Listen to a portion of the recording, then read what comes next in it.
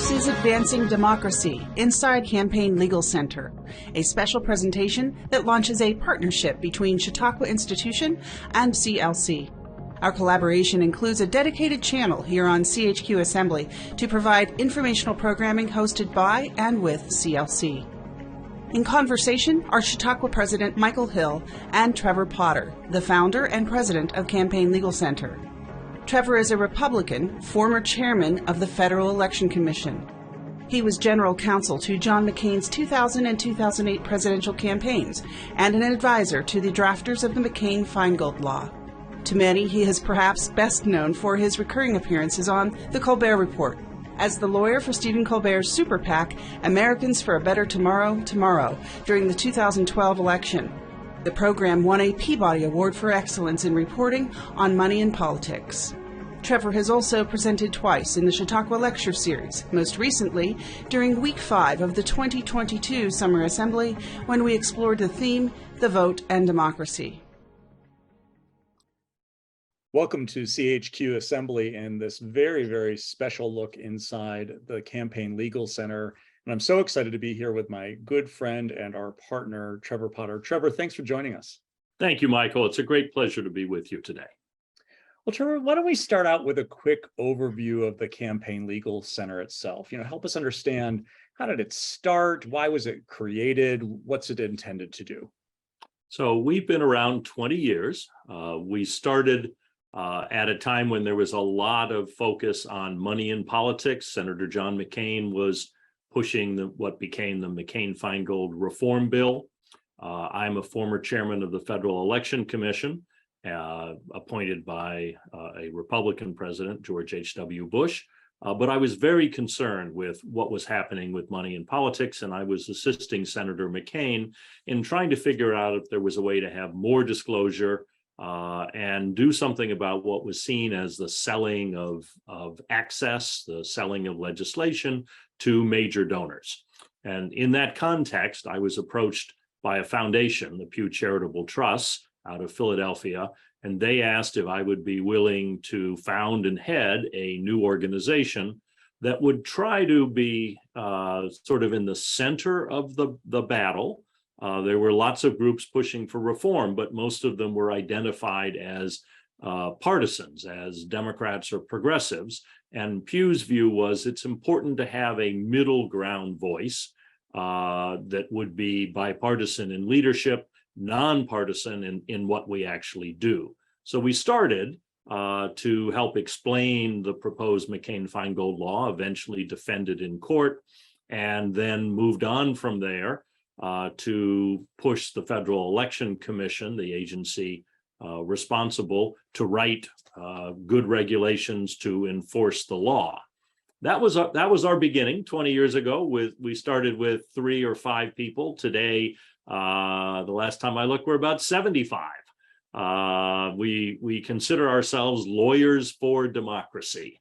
And so our job is not to represent either of the major political parties, but to represent the voters and to make sure that they have ways to vote that are convenient, that their voting is secure, that votes are counted correctly, all aspects of how we participate in our system. So we've grown over time from being focused on money in politics to the voting rights issues of making sure people can register and they can vote, to redistricting, fighting gerrymandering so that, as we say, voters choose their politicians and their representatives, not the other way around, and then government ethics, ensuring that government is not corrupt, that the ethics rules are enforced and improved.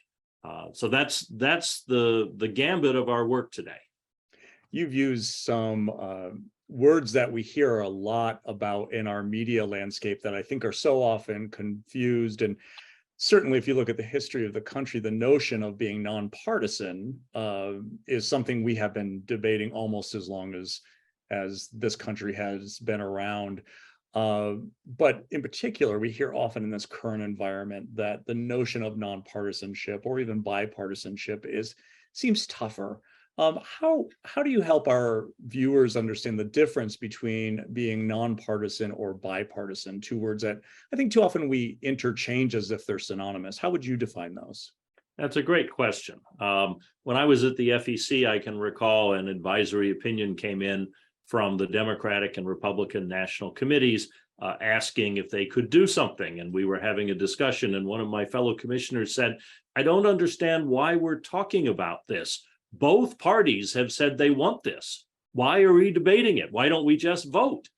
And I maybe am naive, but I looked at him and said, well, because we represent the public interest and not just the two political parties. And the fact that they both want something doesn't mean it's the A, legal, and B, the right thing for the country.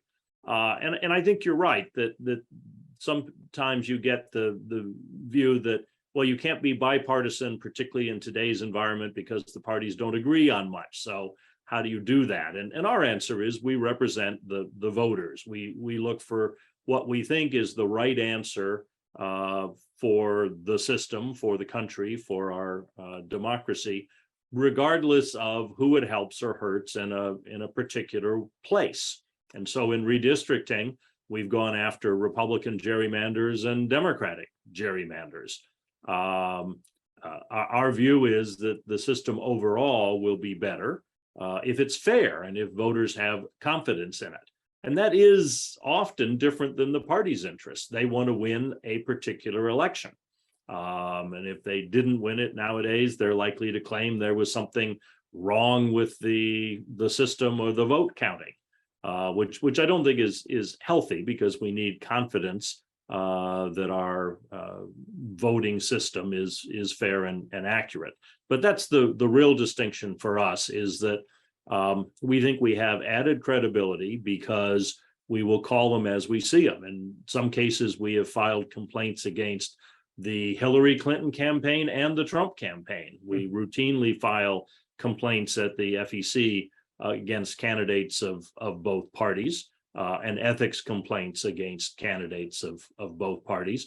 We certainly look for issues where there's common ground. Recently, one of what I hope is going to be our significant successes is finding strong bipartisan support to amend the Electoral Count Act, which is the act passed in 1887 after a controversial election, that describes how Congress deals with electoral college votes. And as we found out in January of 2021, there were some gray areas in that. Everything from, what are the actual powers of the vice president when he's sitting in the chair and is supposed to be opening the votes, which is what the Constitution says. So we have worked with members of both parties in both houses to identify what the controversies were, what the questions were that arose in 2020, 2021, and see if we could, as lawyers, come up with a list of issues that ought to be addressed and possible solutions. And we've worked with staff of members for really the last year and a half on that. And the good news is that the House has passed a bill that would amend that. It was on a more partisan vote. The even better news is in the Senate, there's been a bipartisan working group, Senator Collins of Maine and Manchin of West Virginia, who have pulled together now a group of senators. I think there are more than 10 Republicans who have said they'd like to co-sponsor it, which is important because that's the threshold for any sort of filibuster. But even more so, both the majority and minority leaders, Senator Schumer and McConnell, have expressed support for this. It had a 14-1 vote in the Rules Committee a couple of weeks ago.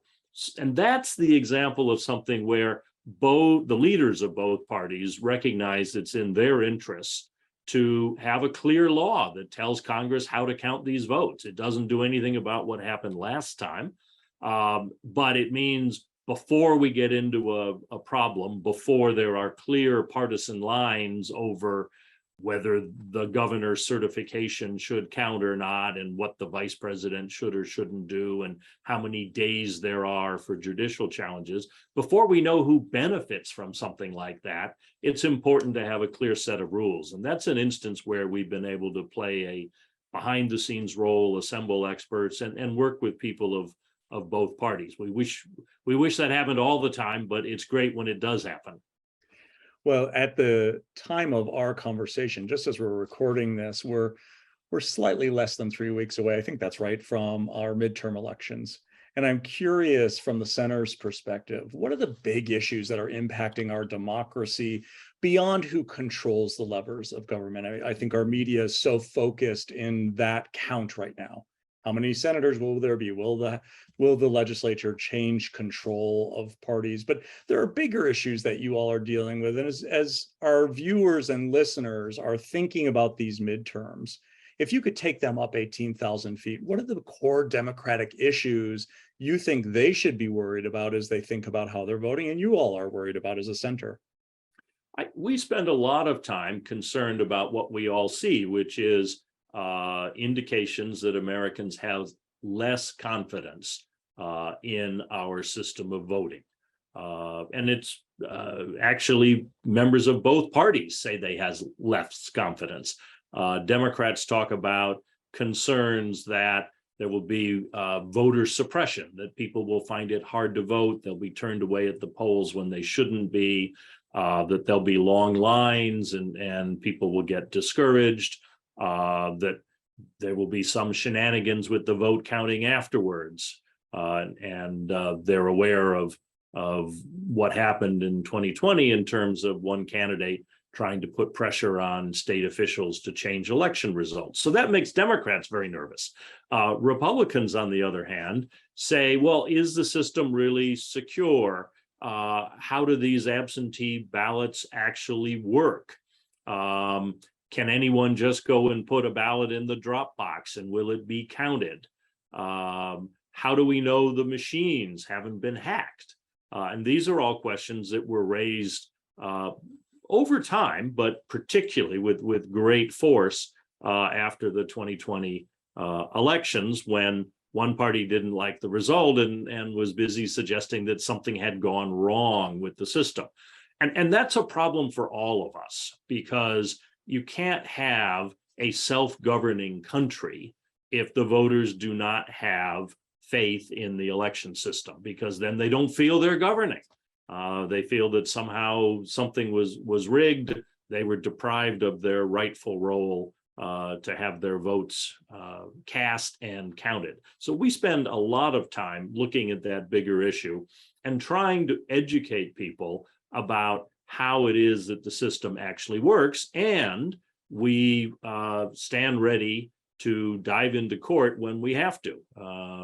Our lawyers are expert litigators. We have been in court around the country in the last year when we've thought legislatures have done something that improperly made it difficult to vote. You've seen some of the controversies over the new laws that were passed. Some of them had unobjectionable elements, but some of them also clearly had set out to make it more difficult to vote in urban centers, cutting the lengths of voting hours, making it more difficult to get absentee ballots. That's an area where the political ground has changed. It used to be, back when I was a partisan Republican election lawyer, that the Republican Party spent tens of millions of dollars getting people to file for absentee ballots and casting them, because they had a reliable core of Republican voters. They knew who they were. They wanted to make sure they got to the polls, whether it was rain or shine, or they were feeling well on election day or not. So Republicans really relied on absentee ballots until suddenly, in the last election, the Republican nominee started questioning them. And the result is that now there are many people who do not trust those absentee ballots. So explaining that they have some of the same security systems that you do if you vote in person, that signatures are checked, IDs are checked, social security numbers are checked, the ballots go to registered voters, they know when they've come back. There's a system of accounting for those so that once they've been cast, you can't then go and vote again in person. All of these are things that are implicit in the system, but we need to make it explicit. And we're doing that. And as I say, prepared to go to court if we think problems turn up on election day or after election day when votes are being tallied. So much of your emphasis, and I've so appreciated your advocacy for the voter versus the party, and you're a strong proponent. You talked about the role that the center plays in going into court, but the other part of your mission is really around education. And we know that voters need to be equipped with as much education as they possibly can to make an informed decision for themselves. So what are the strategies that the center's using now or are about to engage in to educate the public on these and other issues so that they can make an informed choice? Well, we do a fair amount of outreach at CLC, some through our website, but we interview authors of books who have written recently on election issues. We have podcasts and YouTube videos, the full gamut of sort of modern communications. Obviously, we tweet, we have newsletters, Facebook, Instagram. We do blogs in depth on a variety of topics so that if someone wants to understand something like how absentee ballots work, they can find a blog that talks about that. We've had a podcast called Democracy Decoded that walks through things like what is the Federal Election Commission, how does it work, how do people register to vote, those sorts of questions. And of course, our staff is frequently called by members of the media for information and explanation when they're dealing with a complicated subject. We've had a lot of calls on this Electoral Count Act amendment proposal, but we also get calls when something is happening in a state and we're able to explain it to the media and get information out that way. So the communications has become increasingly important to us. And we hope people are able to put forward what we produce and use it themselves and pass it along to others. One of the things you and I have spent some time talking about, because both Chautauqua and the Campaign Legal Center care about democracy in its broadest form, right? How do we think about participating in this process that allows us to govern ourselves, to create a more just society? And it's one of the reasons we're so excited about this partnership with you. As we think about this particular election, or if we even want to go back to the last national election, these midterms, there's so much conversation about whether democracy itself is at threat. I just love your perspective, not only as a scholar of this work, a practitioner in this work, and now as a defender of protecting voters in this work, your sense of our state of democracy and what it is that we as citizens, as our two organizations venture into a partnership that we hope more deeply educates citizenry. What's our role? So what's your diagnosis? And what's our role as we think about not only the past election, but elections to come? Well, I think we're in a dangerous place. I think we're in a dangerous place around the world in terms of promoting democracies and being self-governing. Part of this is that we are very polarized as a country. And I think the risk is that people see this as a zero-sum game. We win, they lose. And if they win, we lose. And the result of that is an increased willingness to say that what matters is the outcome, i.e., do we win or not? Does our side win? Does our view of society?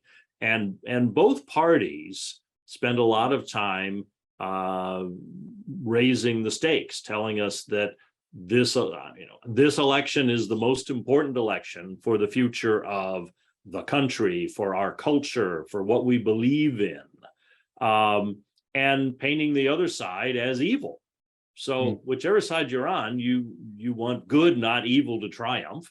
And if you are told that the other side won, I think there's an increasing reluctance to accept that, or an increasing willingness to say, well, then it must have been rigged. The results aren't legitimate. They couldn't have won because that's a terrible outcome for the country. And obviously what that goes to is people feeling that somehow the democratic process has yielded an unacceptable outcome, unacceptable to them.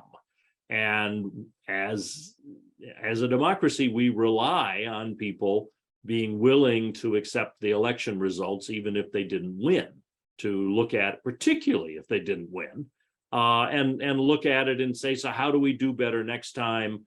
How do we get more voters out? How do we convince people that our message was the right one? How do we change our message? That's what we should be doing. Now, as you know, we didn't start as a democracy. I mean, one of the big battles out there right now is language. Is it a republic or a democracy? I call it a democratic republic.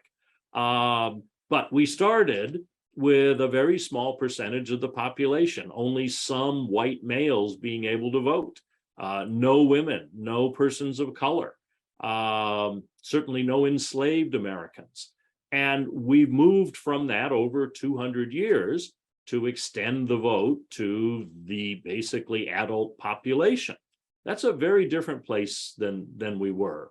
And I think occasionally what we're seeing today is this sense that, well, we may not want everyone to vote. We want people who think our way to vote. And that does reflect, I think, in some of the state laws where the legislatures in power have said we want to make it easier for our people to vote, harder for their people to vote.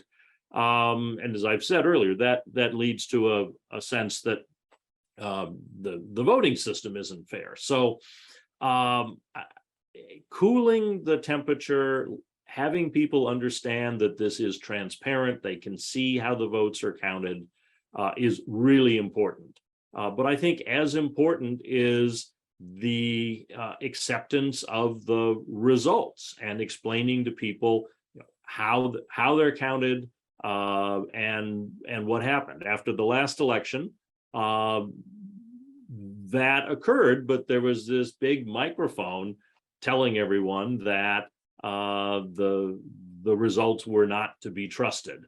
And I think it's important that we all do the educational work that is required, building the foundation for people to understand the nuts and bolts of elections, and to understand that both parties have observers and are watching the whole process carefully. Because if we lose faith in how the election system works, you can't have a representative government that has legitimacy. Well, our conversation today launches a partnership and a series of moments where we hope that those that participate either through Campaign Legal Center or join us here on CHQ Assembly better educate themselves about the issues and understand the levers that are part of the mechanism of our democracy. And so, Trevor, I just wanted to thank you for coming on board as a partner, for bringing Campaign Legal Center as a critical strength in our nation to help us think about the great importance and advancement of preservation of our democracy. The first of what I hope is many conversations. So my thanks to you for your time today, and really for you and your colleagues at Campaign Legal Center for teaming up with Chautauqua on this important issue of preserving our democracy. Well, I thank you, Michael. I mean, we couldn't be more honored to be able to work with Chautauqua. You have a long history that we are just honored to be associated with, and to continue the educational work that you're doing by adding our resources to it. I think is really important at this time, and we're delighted to be aboard. Well, for our viewers here on CHQ Assembly, if Trevor's face seems familiar to you, it's because he's also been a lecturer here at Chautauqua. And I would encourage you, in addition to exploring the many resources that Campaign Legal Center will be bringing forth on CHQ Assembly as our partners, to use your search function and to search the name of Trevor Potter, and you'll see some of his own work and some of his own thoughts as we endeavor to together make this a better country, nation, and society. Thanks again, Trevor. Thank you so much, Michael. For more information about Campaign Legal Center, visit campaignlegal.org. Stay tuned for additional programs right here on the Campaign Legal Center channel on CHQ Assembly.